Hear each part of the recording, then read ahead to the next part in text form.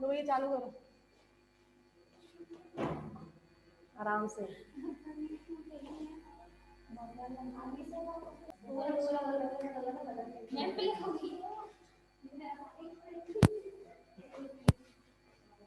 m1 बराबर है, अभी हमने दोनों मास पार्टिकल बराबर है, तो m1 अपॉन m2 की वैल्यू कितनी आ गई आपकी 1। निकालते हैं tan थीटा 1, tan थीटा 1 कितना होगा sin theta upon cos theta plus m1 upon m2। tan theta 1 sin theta upon cos theta plus m1 upon m2। m1 upon m2 की value कितनी है आपकी 1, और हमें पता है cos थीटा की वैल्यू कहाँ से कहाँ तक चलती है -1 से +1 तक। Hence we know that the value of cos theta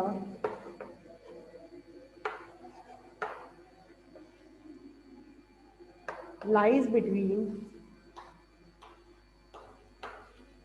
-1 to +1। इसकी वैल्यू जो होती है cos थीटा की वो लाइज करती है आपकी -1 से +1 में। अगर -1 से +1 में लाइज कर रही है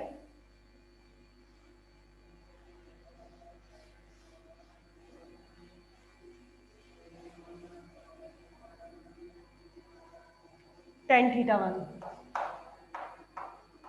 sin theta upon cos theta plus, ये तो +1 रहेगा, इसकी वैल्यू आपकी -1 होती है मैक्सिमम नेगेटिव वैल्यू -1। अगर ये -1 है तो ये क्या हो जाएगा आपका 0, अगर ये 0 हो गया तो ये पूरा क्या हो जाएगा इनफाइनाइट। तो मतलब tan थीटा 1 की वैल्यू जो आएगी वो कितना आएगी आपकी इनफाइनाइट।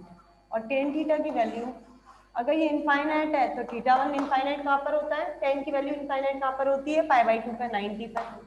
थीटा 1 की वैल्यू कितनी आ गई आपकी π/2। ये आपका सेकंड केस है। दोबारा सुनो, अगर दोनों मास पार्टिकल बराबर हैं, दोनों का मास बराबर है m1 इक्वल्स टू m2, तो मास पार्टिकल का रेशियो कितना आएगा 1। डायरेक्शन निकालते हैं sin theta cos theta plus m1 over m2। sin theta m1 upon m2 की वैल्यू कितनी आई 1, और हमें पता है cos की मैक्सिमम नेगेटिव वैल्यू कितनी होती है -1। अगर ये -1 है ये +1 है तो नीचे क्या हो जाएगा आपका डिनोमिनेटर 0, और 0 होते ही पूरा फंक्शन क्या हो जाएगा इनफाइनाइट। tan थीटा 1 की वैल्यू कितनी हो जाएगी आपकी इनफाइनाइट, और थीटा 1 की वैल्यू इनफाइनाइट कहाँ पर होता है ये π/2 पर। ये सेकंड केस है। चलिए अब थर्ड केस।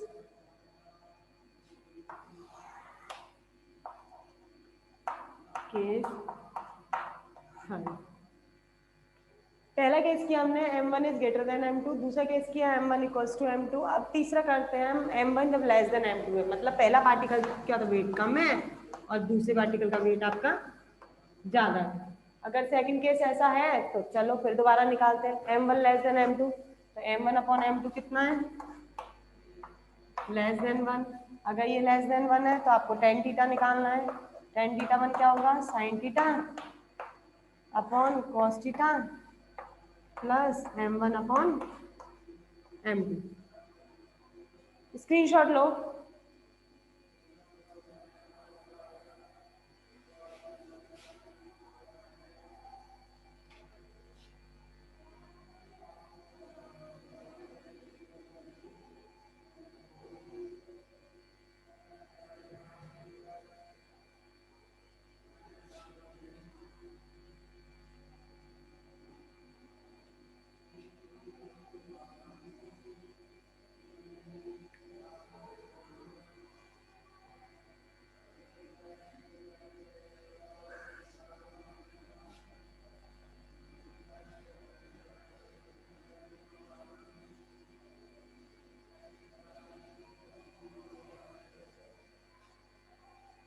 ये लेस देन 1 है, ये लेस देन 1 है, तो इसकी वैल्यू 1 से कम है। 1 से कम है तो m1 अपॉन m2 1 से कम होने पर क्या होगा नेगेटिव।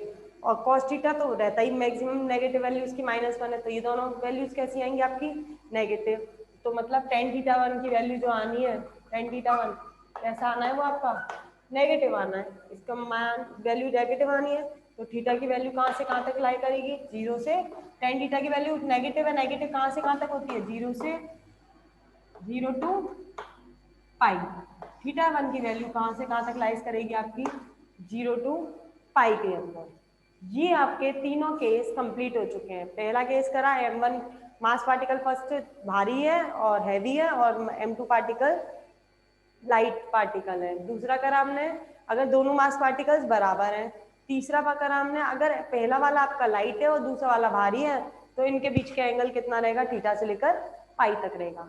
ये आपका टॉपिक कंप्लीट हो चुका है। ये हमने पढ़ी है 2D इलास्टिक कोलिजन। इसके अंदर 2 फ्रेम में पढ़ी, लैबोरेटरी में और सीएम में। अब पढ़ेंगे 2D in elastic collision. Next topic डालिए, स्क्रीनशॉट ले लो और नया टॉपिक स्टार्ट करते हैं।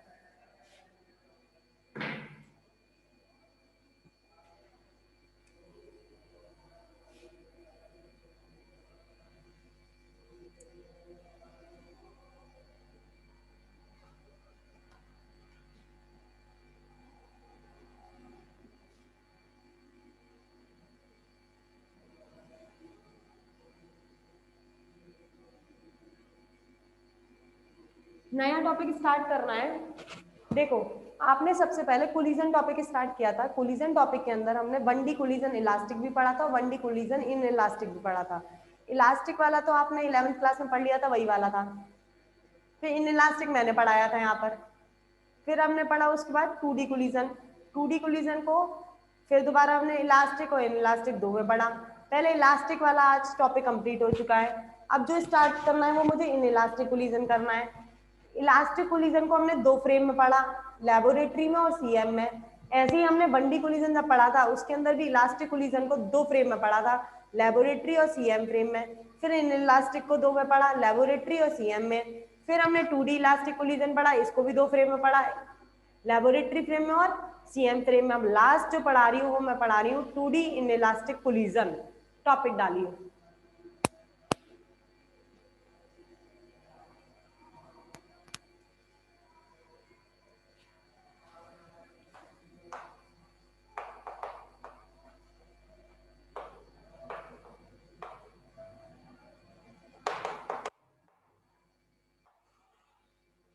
इन इलास्टिक कोलिजन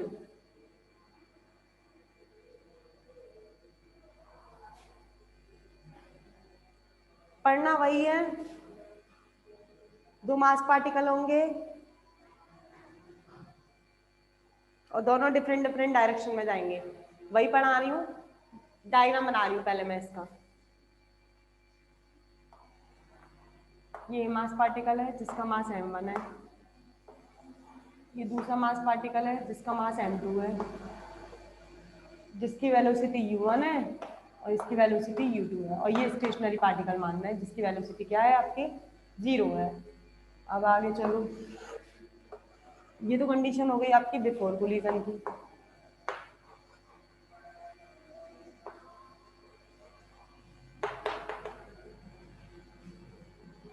अब एक मास पार्टिकल आपका इधर चले जाता है, एक मास पार्टिकल आपका इधर चले जाता है, ये V1 से जाता है, ये V2 से जाता है, ये θ1 एंगल पे जाता है और ये आपका θ2 एंगल पे जाता है।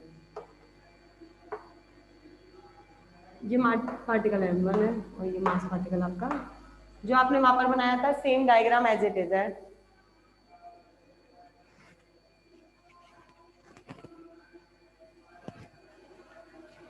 ये जो बनाया है ये बनाया मैंने लैबोरेटरी फ्रेम में, इसे बोला L फ्रेम।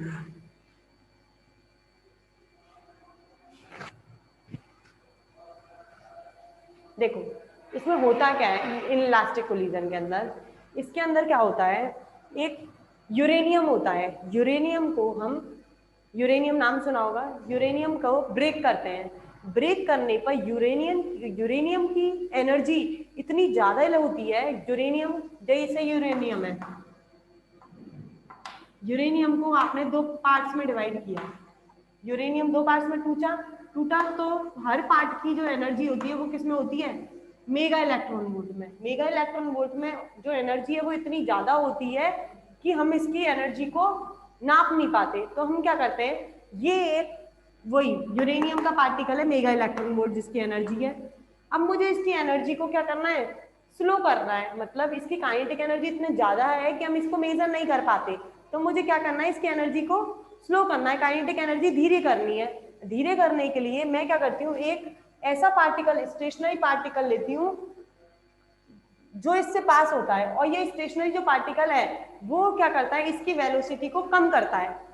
ये एक ऐसा, ये वाला पार्टिकल वो पार्टिकल है जो किसी की वेलोसिटी को क्या करेगा, कम। जब यूरेनियम का मेगा इलेक्ट्रॉन वोल्ट की वेलोसिटी वाला जब किसी ऐसे पार्टिकल से टकराता है, टारगेट पार्टिकल जो इसकी वेलोसिटी को कम कर देता है, तब ये दो में ब्रेक होता है, M1 और M2 में, जो कि हमें मेगा इलेक्ट्रॉन वोल्ट के थे। और यहाँ पर ब्रेक होने के बाद ये दोनों जो मिलते हैं वो किस में मिलते हैं, हमें इलेक्ट्रॉन वोल्ट में। इलेक्ट्रॉन वोल्ट जो होता है, मेगा इलेक्ट्रॉन होता है 10⁶, तो मतलब बहुत ज्यादा वेलोसिटी होना। और जब किसी ऐसे पार्टिकल से पास आउट किया जाता है जो स्टेशनरी है, जिसे पास करने पर इसकी वेलोसिटी में कमी आ जाती है, और वेलोसिटी कम होकर मेगा इलेक्ट्रॉन वोल्ट की जगह कितने एनर्जी के मिलते हैं अब दोनों पार्टिकल, इलेक्ट्रॉन वोल्ट के। तो इन दोनों की कंपैरिजन में इसकी वेलोसिटी बहुत ज्यादा होती है, इसलिए हमें इसे किसी ऐसे पार्टिकल से पास आउट किया जाता है जो इसकी वेलोसिटी को क्या कर सके, कम कर सके, उसे बोलते हैं हम 2D इनइलास्टिक कोलिजन। और जो जो डायग्राम बनाया हुआ है वो मैंने एल फ्रेम का बनाया हुआ है, अब मैं बना रही हूँ CM फ्रेम का।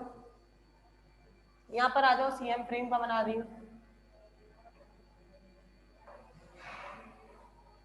CM फ्रेम में भी वही दो मास पार्टिकल होंगे, M1 M2, M1 M2, M1 M2।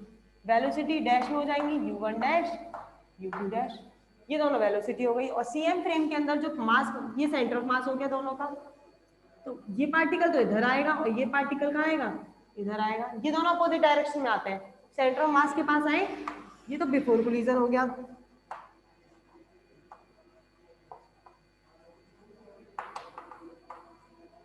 ये वाला आफ्टर कोलिजन था।